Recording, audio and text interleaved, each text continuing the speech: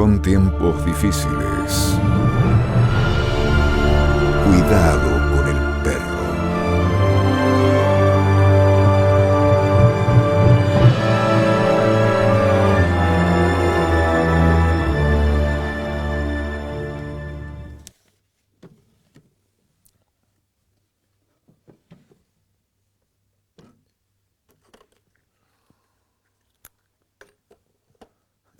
Perdón.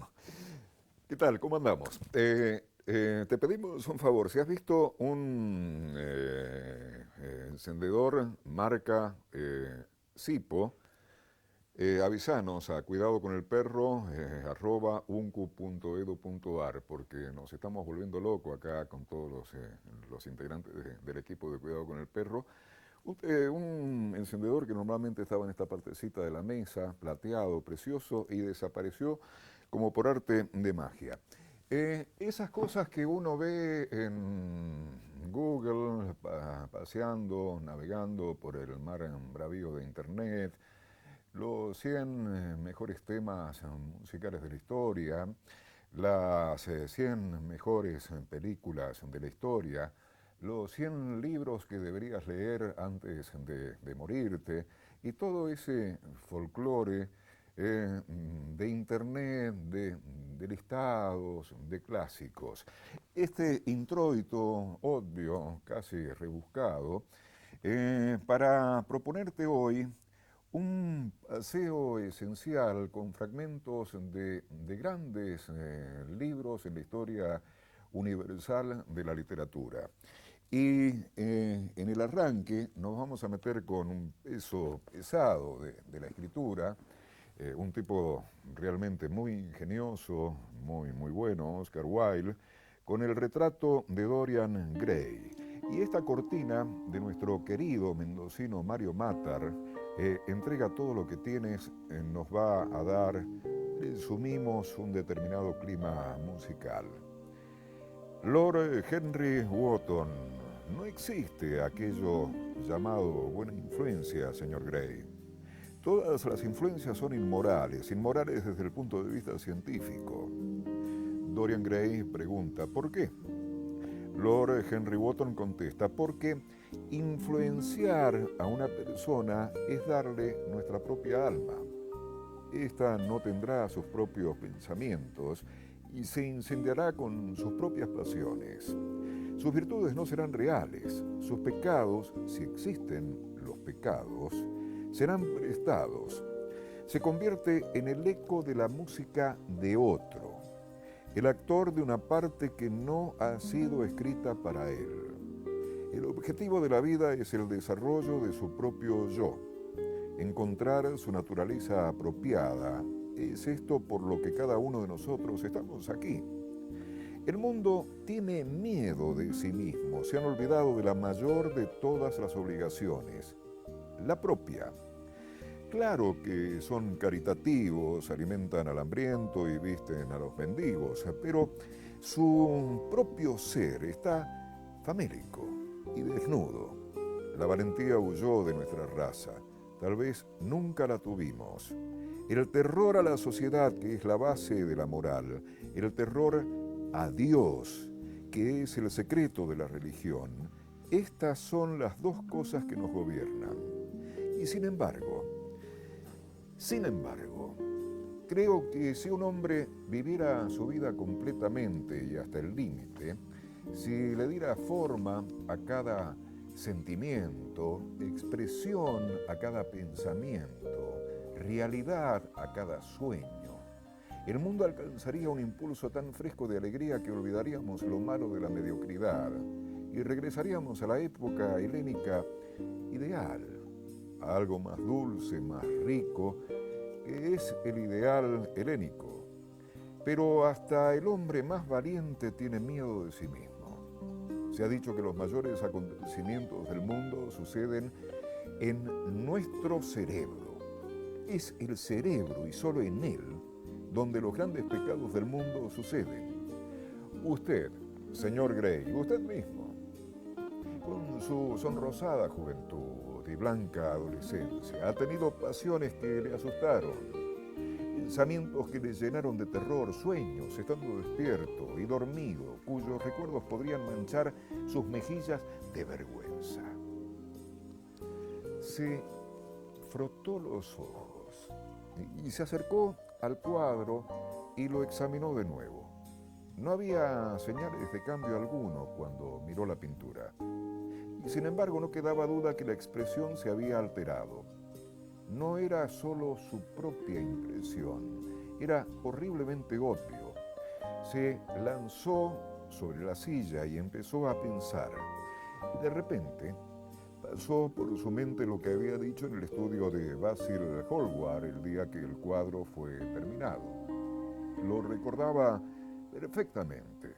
Pronunció un deseo enfermizo de que él pudiera permanecer joven y que el cuadro envejeciera, que su hermosura permaneciera inalterada y que su rostro en la tela soportara la carga de las pasiones y pecados, que la imagen pintada se marchitara con las líneas del sufrimiento y el pensamiento y que él mantuviera la flor y el encanto casi consciente de su adolescencia.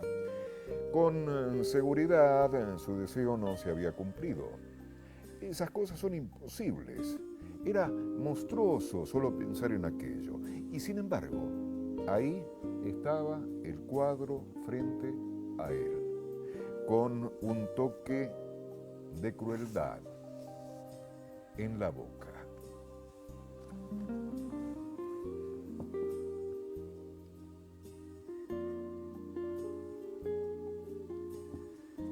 Fragmentos de grandes libros de la historia de la literatura en nuestro Cuidado con el Perro de hoy. La Divina Comedia, Dante Alighieri, Canto Cuarto, El Infierno.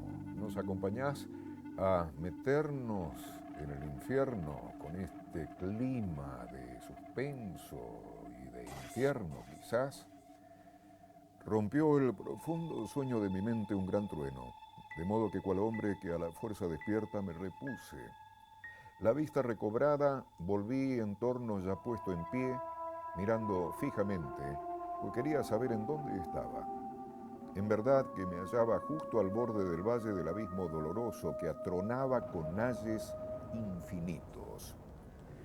Oscuro y hondo era, y nebuloso, de modo que, aún mirando fijo al fondo, no distinguía allí cosa alguna.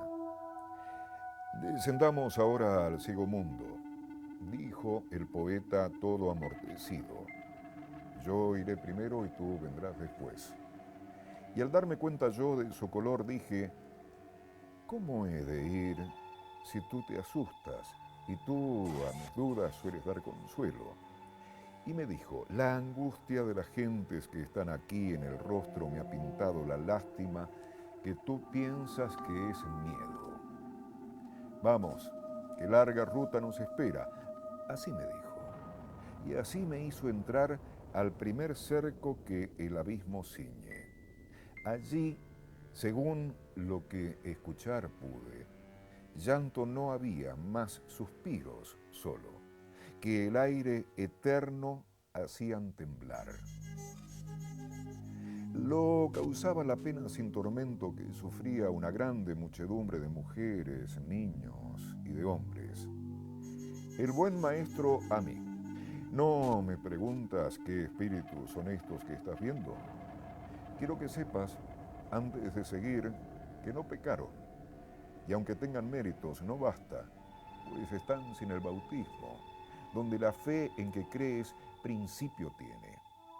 Al cristianismo fueron anteriores y a Dios debidamente no adoraron.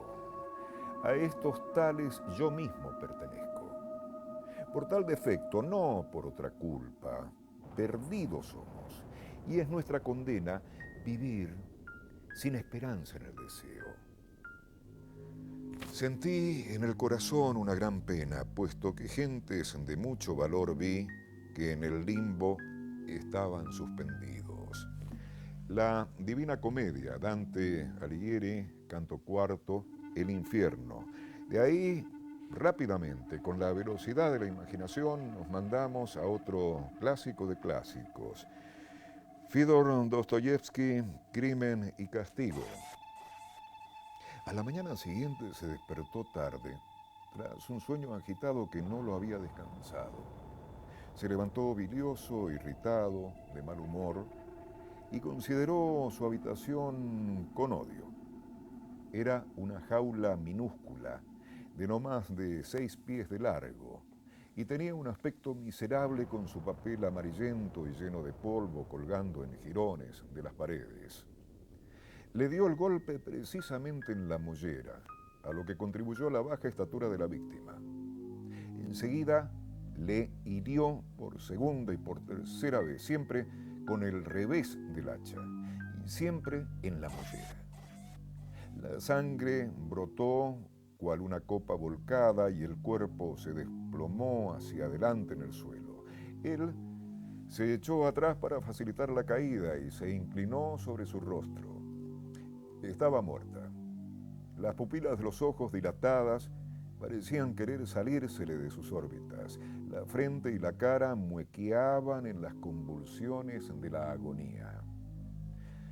¿Dónde he leído? Pensó Raskolnikov, prosiguiendo su camino.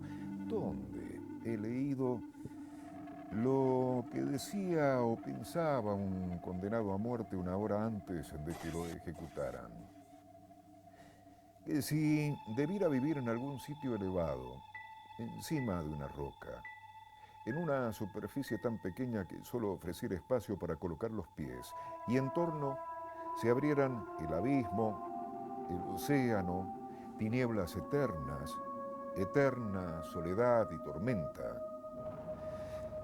Si debiera permanecer en el espacio de una vara durante toda la vida, 1000 años, una eternidad.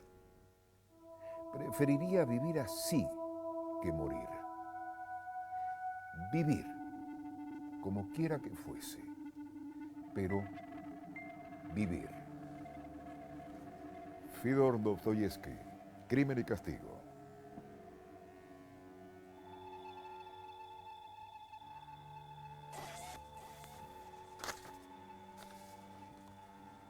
Gabriel García Márquez, bestseller mejor vendido, clásico de clásicos, 100 años de soledad, fragmento, naturalmente, chiste pavo, ni siquiera chiste, una pavés, si existiese la palabra. Si leyéramos estos libros enteramente, necesitamos 7 meses, qué sé yo.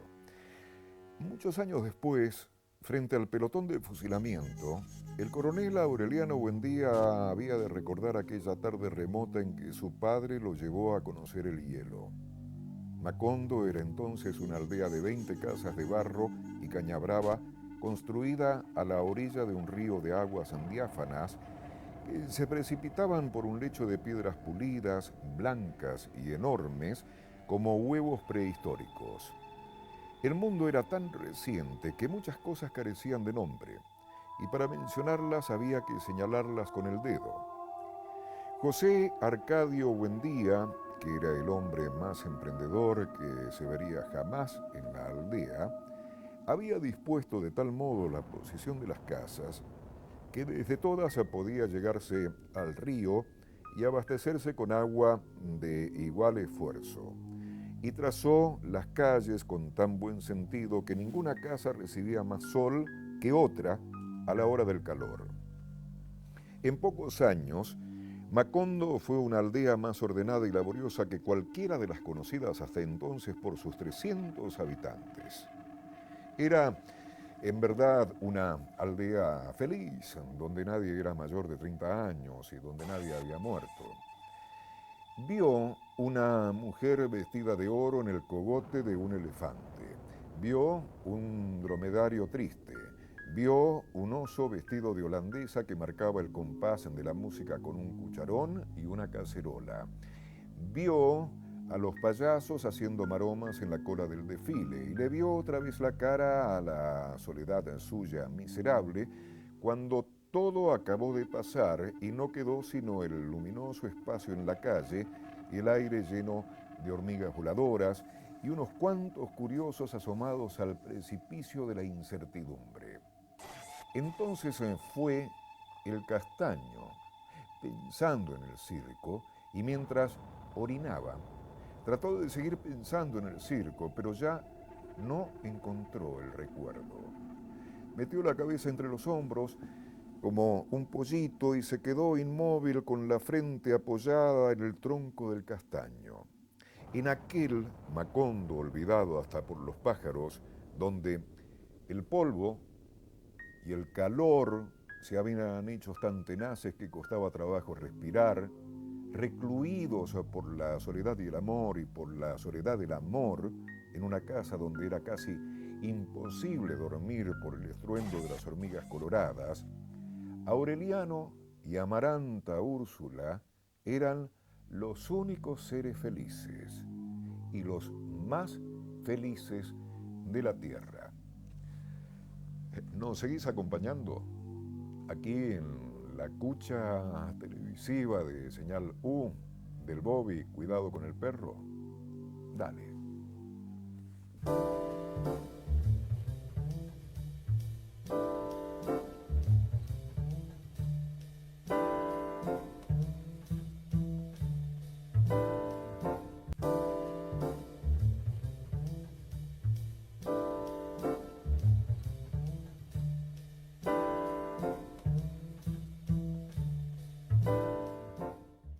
Bueno, seguís ahí, qué gusto realmente, con tantos canales para elegir que te quedes un ratito permanentemente cada noche a orillas de la medianoche en Señalú, nos gratifica y nos estimula para seguir buscando, entre tantas cosas, las mejores palabras de la historia universal, como la convención para hoy, fragmentos de grandes libros.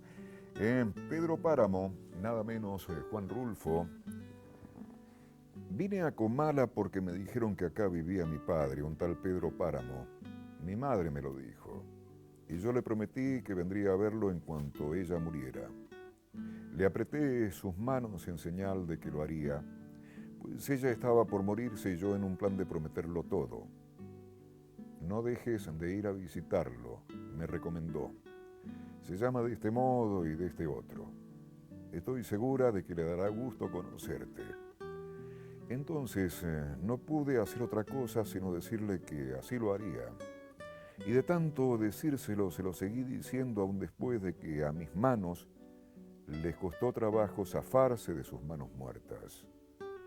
Todavía antes me había dicho, no vayas a pedirle nada, exígele lo nuestro. Lo que estuvo obligado a darme y nunca me dio, el olvido en que nos tuvo, mi hijo, cóbraselo caro. Así lo haré, madre, pero no pensé cumplir mi promesa, hasta que ahora pronto comencé a llenarme de sueños, a darle vuelo a las ilusiones. Y de este modo se me fue formando un mundo alrededor de la esperanza que era aquel señor llamado Pedro Páramo, el marido de mi madre. Por eso vine a Comala. Era ese tiempo de la canícula cuando el aire de agosto sopla caliente, envenenado por el olor podrido de las ensaponarias. El camino subía y bajaba. Sube o baja según se va o se viene. Para el que va, sube, para el que viene, baja. ¿Cómo dice usted que se llama el pueblo que se ve allá abajo? Comala, señor. ¿Está seguro de que ya es Comala? Seguro, señor. ¿Y por qué se ve esto tan triste? Son los tiempos, señor. Yo imaginaba ver aquello a través de los recuerdos de mi madre, de su nostalgia entre retazos de suspiros. Siempre vivió ella suspirando por Comala, por el retorno, pero jamás volvió. Ahora yo vengo en su lugar. Traigo los ojos con que ella miró estas cosas. porque me dio sus ojos para ver. Hay allí, pasando el puerto de los Comilotes, la vista muy hermosa de una llanura verde, algo amarilla por el maíz maduro. Desde ese lugar se ve Comala, blanqueando la tierra, iluminándola durante la noche. Y su voz era secreta, casi apagada, como si hablara consigo mismo. Mi madre.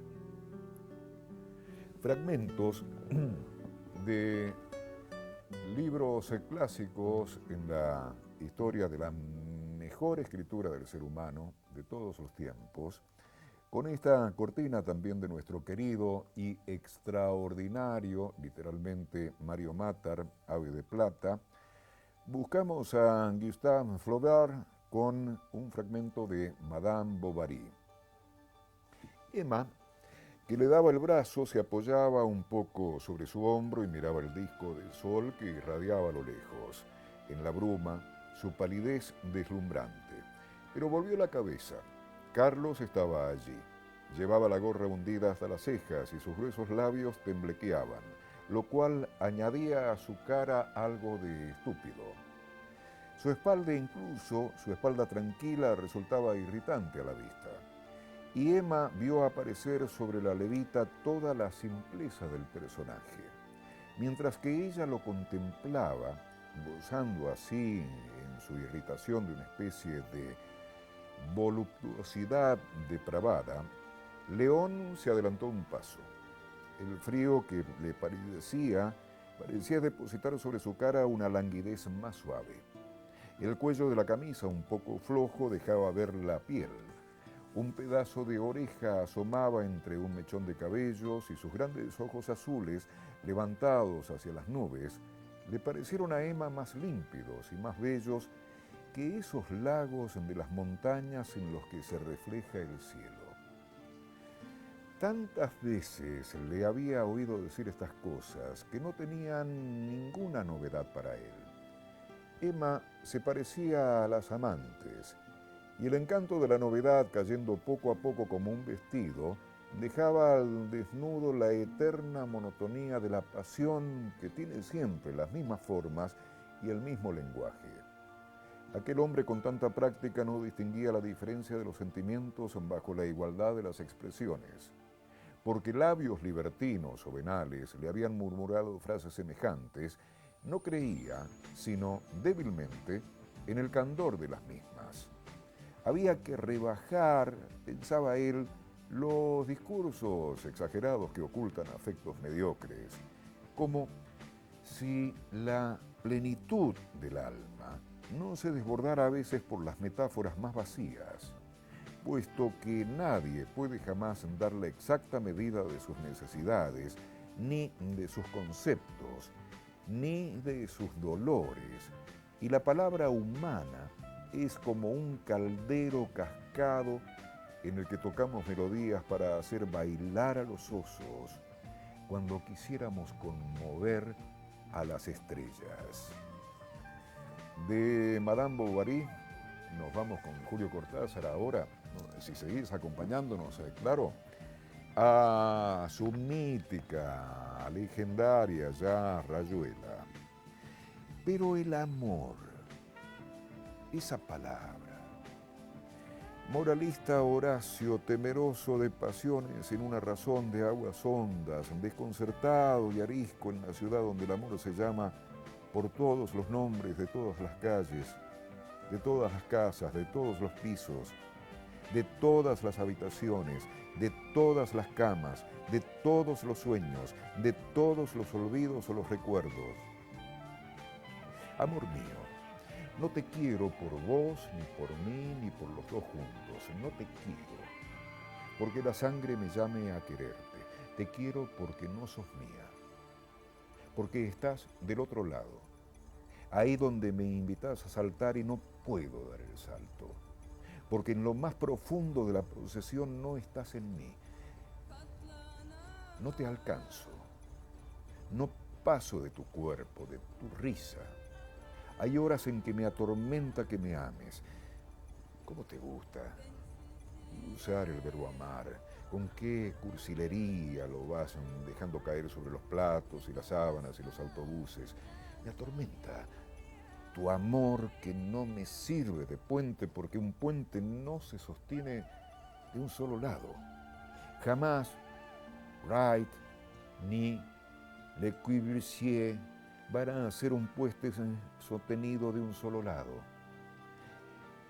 Y no me mires con esos ojos de pájaro. Para vos la operación del amor es tan sencilla. Te curarás antes que yo y eso que me querés como yo no te quiero. Enseguida, en un segundito así, volvemos.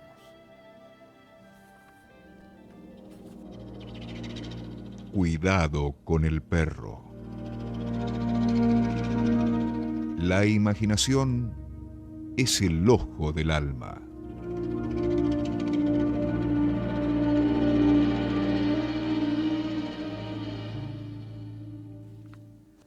León Tolstoy.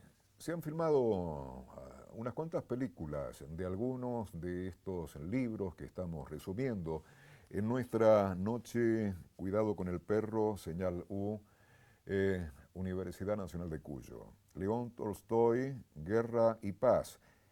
La princesa lo miró con asombro. No comprendía siquiera que pudiera hacerse semejante pregunta. Pierre entró en el despacho. El príncipe Andrei, a quien halló muy cambiado, vestía de paisano. Indudablemente parecía haber mejorado de salud, pero tenía una nueva arruga vertical en la frente, entre las cejas. Hablaba con su padre y el príncipe Merchesky y discutía con energía y pasión. Hablaban de Speransky. La noticia de su súbito destierro y supuesta traición acababa de llegar de Moscú. Ahora lo juzgan y lo culpan todos aquellos que hace un mes lo ensalzaban y aquellos que no eran capaces de comprender sus fines, decía el príncipe Andrei. Es muy fácil juzgar al caído en desgracia y achacarle todos los errores ajenos. Pero yo les digo que si algo bueno se ha hecho durante este reinado, a él se lo debemos y a nadie más. Se detuvo cuando vio a Pierre. En su rostro hubo un ligero estremecimiento y al instante adoptó una expresión adusta. La posteridad le hará justicia. Terminó y se volvió a Pierre. Hola, ¿cómo estás? ¿Sigues engordando? Sonrió animadamente, pero la arruga reciente de su frente se hizo más profunda. Pierre le preguntó por su salud. Estoy bien, dijo el príncipe con una sonrisa irónica. Y Pierre leyó claramente en la sonrisa de Andrei: estoy bien, es cierto, pero a nadie le importa mi salud.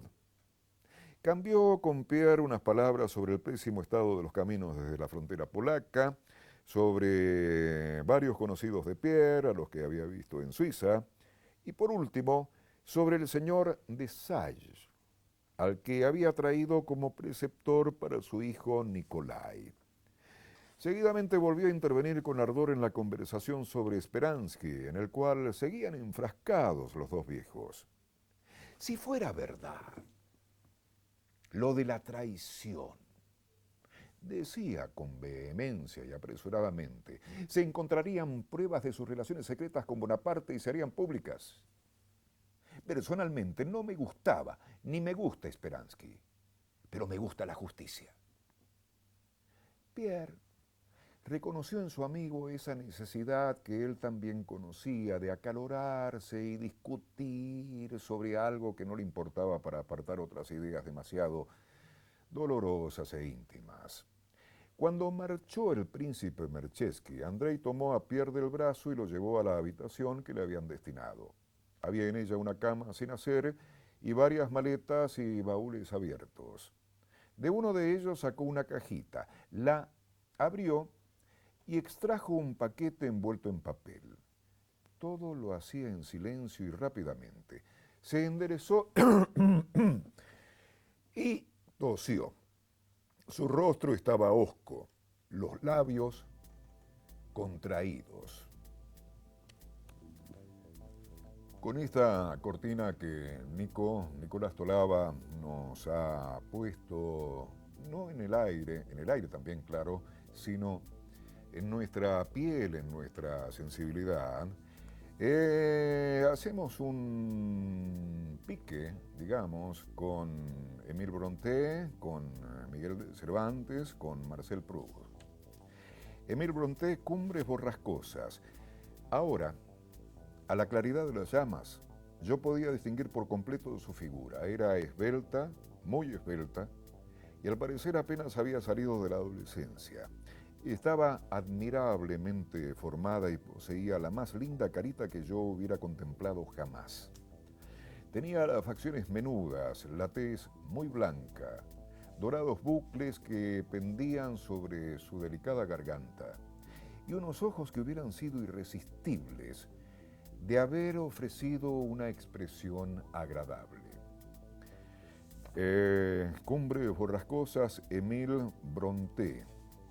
Pegando saltos abruptamente, con este espíritu de siquiera olfatear la impronta esencial de los más importantes libros de la literatura universal de todos los tiempos, bueno, vamos, ¿cómo no va a ser clásico? Hace 400 y pico de años que la humanidad lo está leyendo.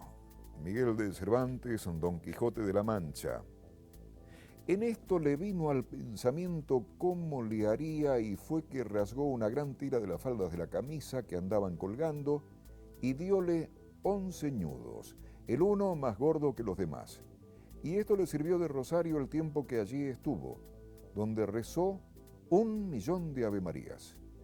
Y lo que le fatigaba mucho era no hallar por allí otro ermitaño que le confesase y con quien consolarse. Y así se entretenía paseándose por el pradecillo, escribiendo y grabando por las cortezas de los árboles y por la menuda arena muchos versos, todos acomodados a su tristeza y algunos en alabanza de Dulcinea.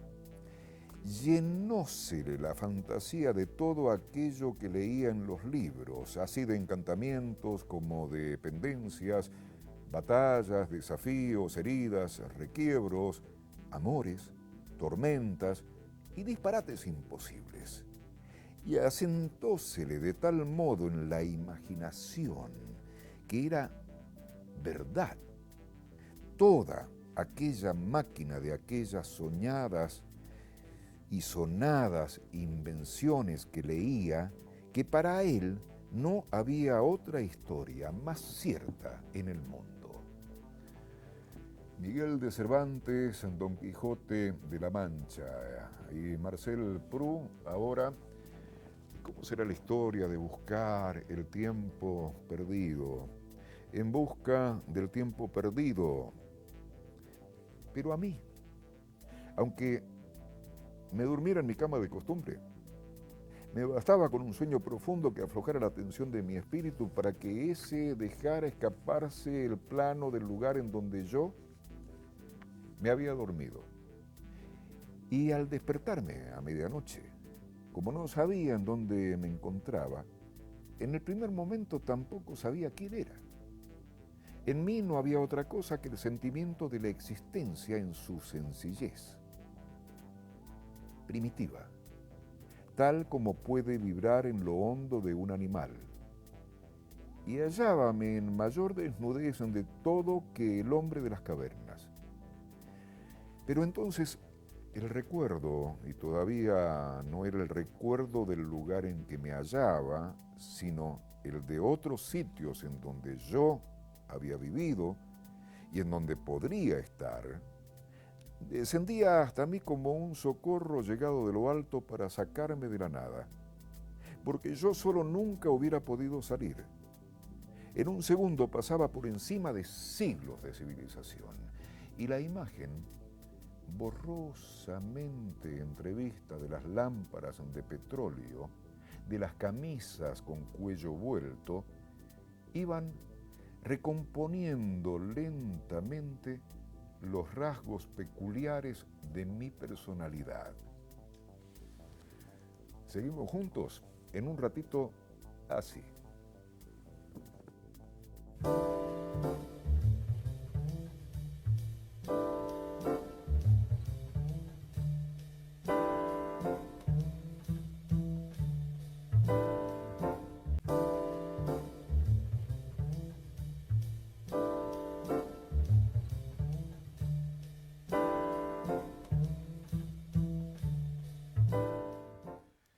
Última parte de nuestro programa de hoy, algunos caprichos del Bobby, el de esta noche, recorrer algunos de los más famosos libros de la historia, con fragmentos naturalmente. Ahora estamos con uno mítico, ¿no? La Metamorfosis de Franz Kafka. Y este clima musical que nos propone Nicolás Tolaba desde el sonido. Cuando Gregorio Samsa se despertó una mañana después de un sueño intranquilo, se encontró sobre su cama convertido en un monstruoso insecto. Estaba tumbado sobre su espalda dura y en forma de caparazón, y al levantar un poco la cabeza veía un vientre abombado, parduzco, dividido por partes duras en forma de arco, sobre cuya protuberancia apenas podía mantenerse el cobertor, a punto ya de resbalar del suelo. Sus muchas patas, ridículamente pequeñas en comparación con el resto de su tamaño, le vibraban desamparadas ante los ojos. ¿Qué me ha ocurrido?, pensó. No era un sueño. Su habitación, una auténtica habitación humana, si bien algo pequeña, permanecía tranquila entre las cuatro paredes harto conocidas. Por encima de la mesa, sobre la que se encontraba extendido un muestrario de paños desempaquetados, Samsa era viajante de comercio, estaba colgado aquel cuadro que hacía poco había recortado de una revista y había colocado en un bonito marco dorado. Representaba a una dama ataviada con un sombrero y una boa, de piel, que estaba allí, sentada muy erguida, y levantaba hacia el observador un pesado manguito de piel en el cual había desaparecido su antebrazo. La mirada de Gregorio se dirigió después hacia la ventana y el tiempo lluvioso. Se oían caer gotas de lluvia sobre la chapa de alféizar de la ventana. Le ponía muy melancólico.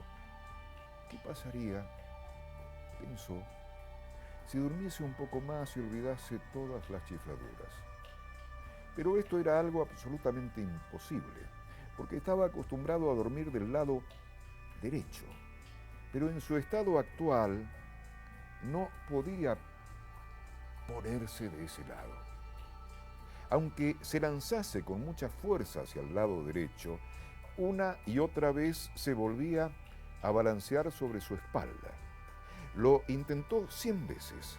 Cerraba los ojos para no tener que ver las patas que pataleaban y solo cejaba en su empeño cuando comenzaba a notar en el costado un dolor leve y sordo y antes nunca sentido. Dios mío, pensó, qué profesión tan dura he elegido. Un día sí y otro también de viaje. Los esfuerzos profesionales son mucho mayores que en el mismo almacén de la ciudad y además se me ha endosado este ajetreo de viajar, el estar al tanto de los empalmes del tren, la comida mala y a deshora, una relación humana constantemente cambiante, nunca duradera, que jamás llega a ser cordial. Que se vaya todo al diablo. Sintió sobre el vientre un leve picor. Con la espalda se deslizó lentamente más cerca de la cabecera de la cama para poder levantar mejor la cabeza. Se encontró con que la parte que le picaba estaba totalmente cubierta por unos pequeños puntos blancos que no sabía a qué se debían.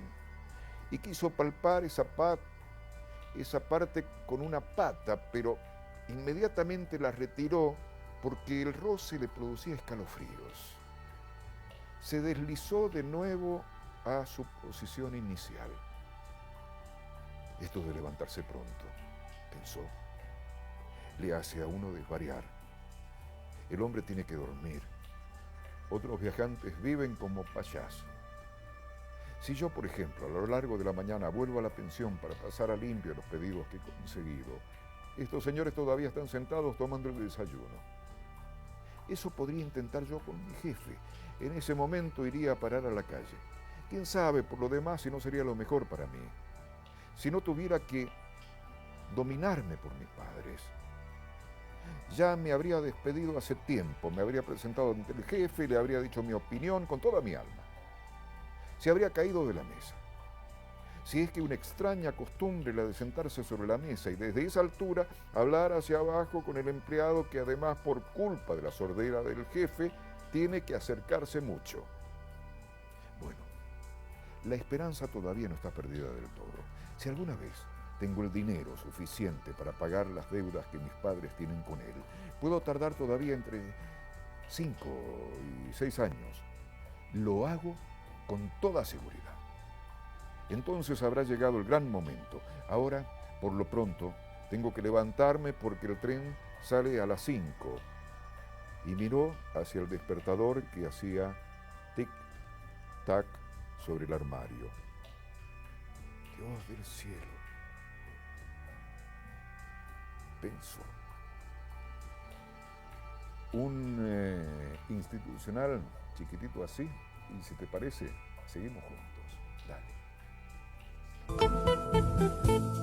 Clásicos. Cuidado con el perro. Juntos. En el medio de la noche. La última curva con altísimo nivel literario en nuestro Cuidado con el Perro de hoy, Víctor Hugo, que no es Víctor Hugo Morales, naturalmente, Víctor Hugo, Los Miserables. La probidad, la sinceridad, el candor, la convicción, la idea del deber son cosas que en caso de error pueden ser repugnantes, pero aún repugnantes son grandes. Su majestad, propia de la conciencia humana, subsiste en el horror. Son virtudes que tienen un vicio, el error. La despiadada y honrada dicha de un fanático en medio de la atrocidad conserva algún resplandor lúgubre, pero respetable. Es indudable que Javert, en su felicidad, era digno de lástima, como todo ignorante que triunfa. Una cierta cantidad de ensueño es buena como un narcótico a dosis discretas. Esto adormece las fiebres a algunas obstinadas de la inteligencia en activo y hace nacer en el espíritu un vapor fresco que corrige los ásperos contornos del pensamiento puro, colma aquí y allá lagunas e intervalos, une los conjuntos y borra los ángulos de las ideas. Pero demasiado ensueño sumerge y ahoga. Desgraciado el trabajador que se deja caer entero del pensamiento al ensueño. Cree que se remontará fácilmente y se dice que al fin y al cabo es lo mismo. Error. El pensamiento es la labor de la inteligencia. El ensueño lo es de la voluptuosidad. Reemplazar el pensamiento por el ensueño es confundir un veneno con un alimento. Marius, lo recordamos, había empezado por ahí. Había sobrevenido la pasión y había acabado de precipitarle en las quimeras sin objeto y sin fondo. Ya no salía de su casa más que para ir a soñar. Alumbramiento perezoso, abismo tumultuoso y estancado. Y a medida que el trabajo disminuía, aumentaban las necesidades. Esto es una ley. El hombre en estado soñador es naturalmente pródigo y débil. El espíritu distendido no puede mantener la vida apretada. Hay en este modo de vivir bien mezclado con mal, pues si la debilidad es funesta, la generosidad es sana y buena. Pero el hombre pobre, generoso y noble que no trabaja, está perdido. Los recursos cesan, la necesidad surge. Pendiente fatal en que los más honestos y los más firmes son arrastrados como los más débiles y los más viciosos. y que desemboca en uno de estos dos agujeros, el suicidio o el crimen. A fuerza de salir para soñar, llega un día en que se sale para arrojarse al agua. Marius bajaba por esta pendiente a pasos lentos, con los ojos fijos en lo que ya no veía. Lo que acabamos de escribir parece extraño y no obstante es cierto. El recuerdo de un ser ausente se enciende en las tinieblas del corazón cuando ha desaparecido. Irradia luz. El alma desesperada y oscura ve esta luz en su horizonte, estrella de la noche interior. Este era todo el pensamiento de Marius. No pensaba en otra cosa. Sentía confusamente que su viaje, que su viejo traje se convertía en un traje imposible y que su traje nuevo se iba haciendo viejo, que sus camisas se gastaban, que su sombrero se gastaba, que sus botas se gastaban, es decir, que su vida se gastaba. Y se decía, si solamente pudiera verla antes de morir. Una única idea dulce le quedaba, que ella le había amado, que su mirada se lo había dicho, que no conocía su nombre pero conocía su alma, y que tal vez allí donde se hallaba, cualquiera que fuese ese misterioso lugar, ella le amaba aún. ¿Quién sabe si no pensaba en él como él pensaba en ella? Algunas veces, en las horas inexplicables que tiene todo corazón que ama, sin tener más razones de dolor y sintiendo, no obstante, un oscuro estremecimiento de alegría, se decía, son sus pensamientos que vienen a mí. Luego añadía, tal vez mis pensamientos llegan a ella.